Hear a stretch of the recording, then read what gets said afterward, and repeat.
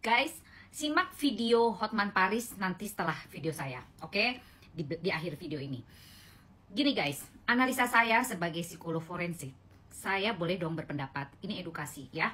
Jadi gini bang, dari sisi hukum Anda boleh berpendapat, tapi dari sisi psikologis, apapun yang menyangkut hukum, kita harus berhubungan dengan kesehatan jiwa, oke? Jadi gini, untuk anak yang pertama, berusaha untuk membunuh diri ya, suicide, oke?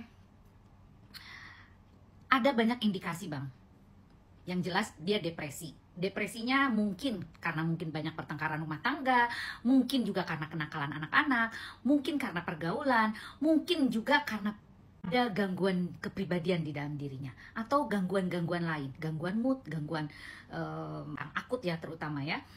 Dan masih banyak lagi indikasi-indikasi lain yang ada hubungannya dengan usaha untuk bunuh diri. Oke, selain anak itu mencari perhatian, mencari identitas dan sebagainya, ada indikasi-indikasi klinis yang berhadapan dengan si anak tersebut. Oke, karena anak ini ABG yang biasanya fluktuatif emosinya masih belum terkendali. Nah, ini yang harus didampingi oleh psikolog. Tidak bisa serta-merta Anda memprotek si anak tersebut untuk harus ikut kepada bapaknya. Oke, Anda lupa bahwa anak ini bicara dengan Dr. Richard Lee di podcastnya bahwa bapak ini tidak terlalu dekat karena si bapak ini jarang pulang ke rumah dan jarang berinteraksi dengan keluarga. Nah, disinilah kenapa anak ini bisa dekat terhadap si bapak, itu banyak juga indikasinya. Bisa karena terlalu dimanjakan, terlalu diperhatikan yang berlebihan, diberikan uang yang berlebihan, memberikan perhatian di luar dari kebiasaan si ibu, atau ada indikasi intimidasi dari seseorang.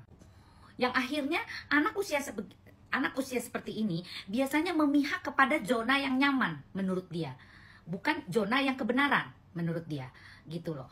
Jadi kalau menurut saya nih, kita tidak adil kalau anak ini benar-benar diprotek oleh pihak bapaknya. Bukan cuma anak pertama ya, anak kedua katanya Bang Hotman juga bilang sering berantem dan sebagainya, kenakalan anak-anak dan sebagainya. Itu adalah indikasi-indikasi anak yang memang kurang perhatian dari mungkin kedua belah pihak, atau cara pengasuhannya yang kurang baik. Jadi banyak sekali indikasi-indikasi yang menurut psikologis ini tidak adil kalau anak ini hanya diberikan asupan-asupan sepihak gitu loh. Nah, yang paling benar adalah pendampingan psikolog untuk mendampingi anak-anak ini, terutama yang berhadapan dengan hukum ini, karena bisa dibiarkan begitu saja. Mereka mau memilih kepada orang yang menurut dia nyaman. Sekali lagi, anak ini akan ikut kepada orang yang nyaman. Nyaman karena ya itu tadi, diberikan yang berlebihan itu, gitu ya. Dan yang anak yang ketiga dan keempatnya kan itu masih bayi. Dia tidak mengerti apa-apa loh soal ibunya, dan tidak mengerti apa-apa soal pertengkaran rumah tangga di sana.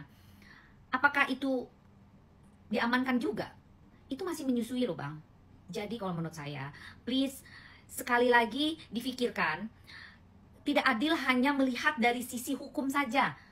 Oke, dan ini adalah saya capek ya, berulang kali saya mengomentari masalah ini karena banyak sekali yang masuk ke saya juga ingin melihat dari sisi lain selain hukum, gitu loh. Ya jadi kita bicara tentang psikologis anak nih, kita harus memikirkan psikologis anak, perkembangan anak kemudian nantinya gitu loh. Ini bisa jadi trauma yang berkepanjangan sampai dewasa nanti loh bang. Jadi kalau menurut saya please sekali lagi buka hati abang untuk tidak hanya membluff ke media bahwa Amila yang salah, Amila yang duluan untuk melakukan aksi pengambilan anak dan sebagainya. Ada aksi, ada reaksi, itu jelas. Jadi Ami melakukan seperti itu, pasti ada hal yang suami itu lakukan, makanya dia bereaksi sedemikian rupa. Itu untuk apa? Untuk mempertahankan harkat martabat wanitanya sebagai ibu yang anaknya dipisahkan dari dia gitu. Jadi dia melakukan apapun supaya anak tersebut bisa kembali kepada pelukan dia. Jangan sampai karirnya abang juga rusak gara-gara dihujat oleh netizen seluruh Indonesia. Karena netizen Indonesia tuh udah pada pinter-pinter bang. Gak bisa kita setir. Mau sepinter apapun kita, mau setenar apapun kita, tetap netizen itu akan berpihak kepada yang benar, yang memang harus dibela gitu. Saya juga sebagai seorang perempuan, apabila dipisahkan soal dari anak-anak kita, pasti sedih lah gitu, stres pasti gitu. Jadi please, sekali lagi, ego masing-masing jangan hanya mengedepankan masalah uang. Hukum itu nomor 3, selain etika dan moral yang harus kita tegakkan terlebih dahulu. Oke bang, salam sehat, salam kesehatan mental. Saya tidak mau menggurui, tapi ini kita punya ilmu masing-masing ya. Jadi kacamata kita berbeda, tetap tujuannya untuk kesehatan mental. Itu yang terbaik menurut saya. Salam, Lita Gading. Nanti ditanya sama itu cewek, bisa nggak dia mengatakan bahwa anaknya tidak benar sampai bunuh diri? Coba. Itu that's the key, itu kunci dari kasus ini. Benar nggak? Benar nggak itu Ami? Apakah dia mengakui atau membantah anak itu hampir bunuh diri? Dan karena apa? Coba dijawab jujur. Kalau seorang anak benar ya, kalau ya mau bunuh diri diselamatkan oleh bapaknya, terus bukankah itu seharusnya dilakukan oleh suami? Ya waktu di rumah sakit itu kan tiba-tiba di video bapaknya nggak ada yang tahu bahwa datang langsung bunuh diri, ketakutan banget. Itu kan di brainwash. Ada yang mengatakan itu di brainwash gitu. Dia mengatakan itu di brainwash, ada yang manusia itu nafis, nggak tahu persoalan langsung bunuh diri. Tangis anak begitu nggak mungkin di brainwash, karena dia nggak tahu bahwa ibunya bakal datang. Kita mau kasih lihat dulu, ini ada sebuah tayangan, nanti kita minta tanggapan dari Bang Hotman Paris.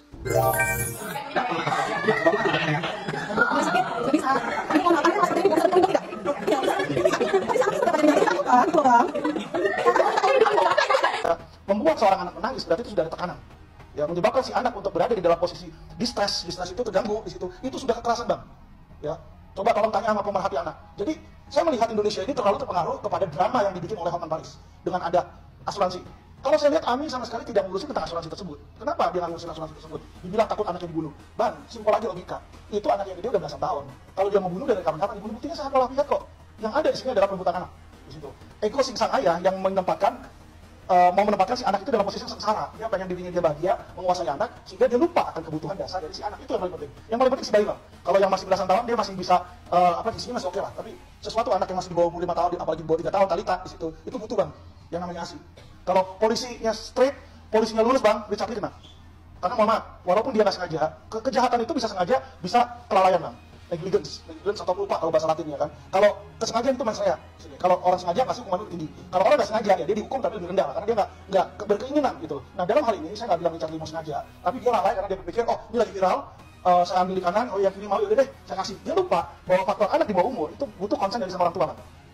Tanpa konsen dari orang tua yang dia lakukan sudah kekerasan dalam rumah tangga. Itu kalau polisinya periksa itu kena, karena sang anak di dalam konteksnya dia menangis, Bang. Jadi anak itu mengalami semacam tekanan di dalam podcast tersebut dan berbicara dengan kata-kata yang menurut saya itu sudah bukan anak kecil yang sedang dalam posisi bebas gitu, karena dia bilang kan oh nanti kakak saya menangis itu saya lihat ibu sambung saya atau apa dia bilang menyebut si Trisha Erni kan di situ kan. Nah itu sudah ada di dalam situ yang mana akan membuat si anak itu trauma, Bang. Jangan abang pikir oh ngomong di situ udah selesai, itu tidak. Bagi si anak ketika nanti dia sekolah, dia kuliah di mana itu digital record itu tidak akan hilang, Bang. Teman-temannya pasti bully dia di sekolah. Nah inilah yang berkelanjutan, inilah yang tidak dipikirkan oleh Richard Lee. Tapi itu juga kerugian yang berupa kekerasan dalam rumah tangga. Ami itu ada bikin 2 laporan polisi. Yang satu adalah dugaan, yang satunya lagi adalah aksi eksklusif. Ya. Kalau di dalam dugaan perjalanan, saya rasa akan sulit untuk menahan si Trisha ini. Kenapa? Karena bukti untuk perjalanan itu agak sangat sulit, Bang. Ya keterangan saksi, misalnya orang yang melihat orang, mana mungkin orang berdua terus rame-rame ada saksinya kan? Itu susah dong. Nah, untuk bisa menangkap Trisha Erni, itu kalau menurut saya, kalau polisi jeli dia akan ambil yang aksi eksklusif KDRT itu. Jadi dengan adanya dugaan KDRT, di mana ini adalah seorang anak kecil yang belum bisa bicara apa-apa, tetapi dibawa kabur walaupun ada bapaknya, dipisahkan dari hak dasar dia sebagai manusia, di situ dari pidananya, Pak. Jadi kalau dia kabur pun, yang namanya dia kabur udah tersangka, itu bisa ditangkap, ditahan sama polisi. Tinggal polisi mau atau enggak, masuk angin atau enggak nih. Jadi ini di sinilah polisi Indonesia, mohon maaf ya, Bang ya. Walaupun ini perkara sepele, tapi perkara ini menarik perhatian internasional. Dan saya yakin kalau Indonesia tidak menangani dengan baik, nama kita tercoreng sebagai Indonesia. Tapi kalau kita bisa menangani dengan baik, nama polisi Indonesia juga harum. Jadi saya mohon di sini, polisi jangan bermain uang nih dalam hal ini. Karena kalau dia bermain uang, ini nama kita yang jadi buruk, Bang, di situ. Jadi harusnya diproses di mana aksi eksklusif itu tidak diberikan dan Siti Syahrini menjadi Jungto 55 ikut serta di dalam kejahatan melepaskan si anak dari aksi eksklusif.